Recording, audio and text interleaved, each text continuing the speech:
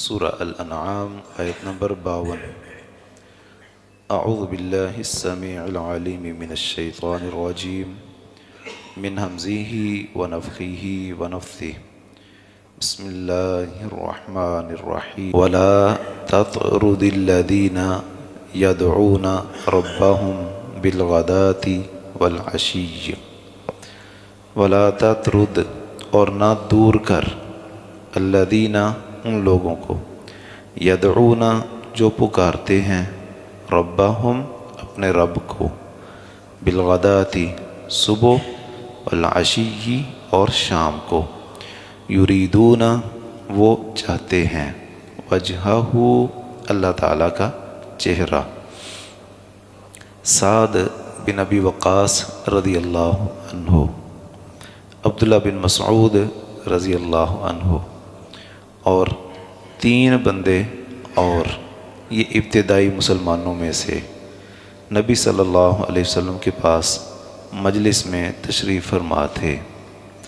مشرکین کے کچھ بڑے لوگ، نمائندہ، وہ آئے، کہنے لگے اگر تم یہ چاہتے ہو ہم تمہاری بات سنیں، تمہارے پاس بیٹھیں، تو یہ جو معاشرے کے کمزور لوگ ہیں، نچلا طبقہ ہے، ان کو اپنے پاس سے اٹھا دو، پھر ہم تمہاری بات سنیں گے۔ اس وقت یہ آیت نازل ہوئی کہ اے نبی، مشرکین، ان کی کیا حیثیت ہے کہ وہ تمہارے ساتھ بیٹھنے والوں کے بارے میں فیصلہ کریں کہ کس کو آپ کے ساتھ بیٹھنا چاہیے، کس کو نہیں بیٹھنا چاہیے، جبکہ یہ جو لوگ تمہارے پاس بیٹھے ہوئے ہیں یہ اپنے خلوص کے ساتھ کلمہ پڑھنے والے مسلمان ہوئے ہیں یہ، اور دن رات اپنے خالق و مالک کی یاد میں بسر کرنے والے ہیں، اپنے اوقات کی ان کو اللہ کی یاد میں گزارنے والے ہیں، تو ایسا نہ ہو کہ تم ان کو اپنے پاس سے اٹھا دو۔ تو نبی صلی اللہ علیہ وسلم پھر آپ نے ان صحابہ کرام کو نہیں اٹھایا، اور یہ ہر دور میں مشرکین کا مطالبہ رہا ہے اپنے اپنے نبی سے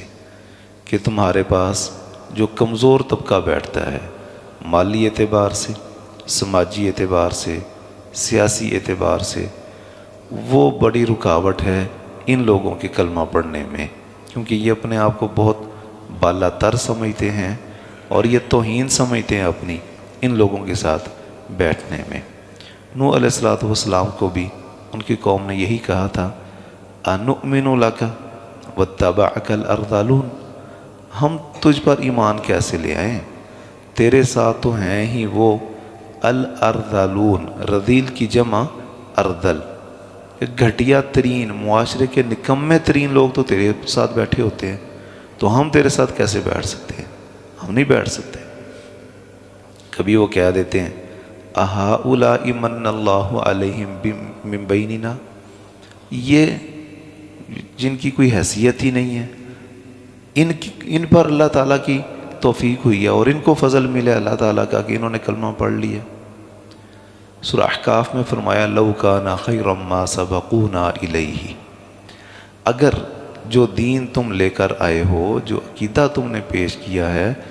اگر واقعی یہ دین، یہ عقیدہ کو بڑی کوئی اچھی شے ہوتی تو سب سے پہلے ہم کلمہ پڑھتے تمہارا، یہ نہ پڑھتے۔ ان کے پاس تو فیصلے کی قوت ہی نہیں ہے، ان کو تو پتہ ہی نہیں ہے کہ حق کیا ہے، باطل کیا ہے، صحیح کیا ہے، غلط کیا ہے۔ تو الغرض مشرکین ہمیشہ سے اس پریشانی میں مبتلا رہے ہیں کہ ہمارا قد کاٹ اونچا ہے، ہم معاشرے کے بڑے ہیں، فیصلے ہماری مرضی کے مطابق ہونے چاہیے، اور یہ نکمے لوگوں کو نبی کے قریب نہیں ہونا چاہیے۔ لیکن اللہ تعالیٰ نے ایک تو منع کر دیا، لا تطرد، انہیں اپنے آپ سے دور نہ کرو۔ آگے اس کی ایک منطقی وجہ بھی بیان کی، ما علیکا، نہیں ہے تجھ پر، من حسابہم، ان کے حساب میں سے، من شیء، کچھ بھی، وما من حسابک، اور نہیں ہے تیرے حساب میں سے، علیہم، ان پر، من شیء، کچھ بھی۔ جب تمہارا حساب و کتاب، ہر کسی کا اپنا ذاتی ہے، اے نبی ان کا تجھ پر کسی قسم کا کوئی بوجھ نہیں ہے، وہ جو کر رہے ہیں جس طرح کر رہے ہیں انہوں نے خود اپنا جواب دینا ہے، اور تمہارا حساب تمہارا بوجھ ان پر کوئی نہیں ہے۔ تو ہر بندہ جب اپنی زندگی گزار رہا ہے، اس کا اپنا ایک علیحدہ سے اللہ تعالیٰ کے ہاں کھاتا چل رہا ہے،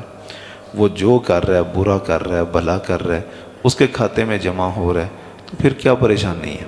پھر کوئی ماڑا آ کر بیٹھا ہو یا کوئی قوی طبقے کا شخص بیٹھا ہوا ہو، پھر یہ چیز کوئی رکاوٹ نہیں ہونی چاہیے۔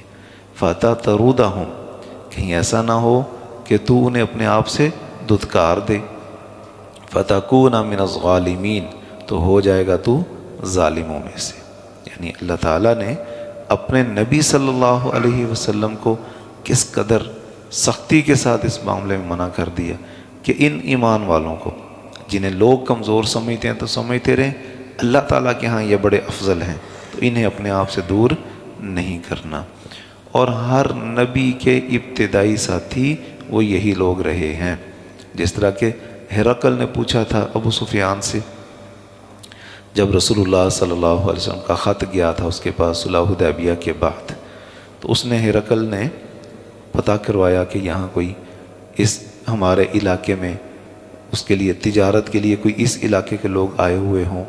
تو یہ لوگ وہاں تھے۔ اس نے ان کو بلا لیا۔ ابو سفیان رشتے میں چونکہ قریب تھا تو کہا بھی اس کو آگے بٹھا دو۔ اس نے سوالات کیے۔ ایک سوال یہ تھا کہ اس نبی کی پیروی کرنے والے لوگ وہ معاشرے کے کمزور ہیں یا کہ غالب طبقہ ہے، قوت والے ہیں؟ تو ابو سفیان اس وقت تک مسلمان نہیں ہوئے تھے۔ انہوں نے کہا نہیں، ماڑے لوگ ہیں اس کے ساتھ، کوئی مضبوط سیاسی قد کاٹھ والا بندہ اس کے ساتھ کوئی نہیں ہے۔ تو ہرقل نے کہا انبیاء کرام کے ساتھ ہمیشہ ابتدا میں کمزور قسم کے لوگ ہی لگے ہیں۔ اس کی ایک وجہ تو یہ ہوتی ہے کہ وہ بیچارے پہلے ظلم و ستم کی چکی میں پس رہے ہوتے ہیں، ان کی آواز دبائی گئی ہوتی ہے، تو اس نبی کی صورت میں انہیں ایک سانس لینے کا موقع مل رہا ہوتا ہے، انہیں برابری کی صدا کے حقوق مل رہے ہوتے ہیں، اس لیے وہ ابتدا میں ہی نبی کے ساتھ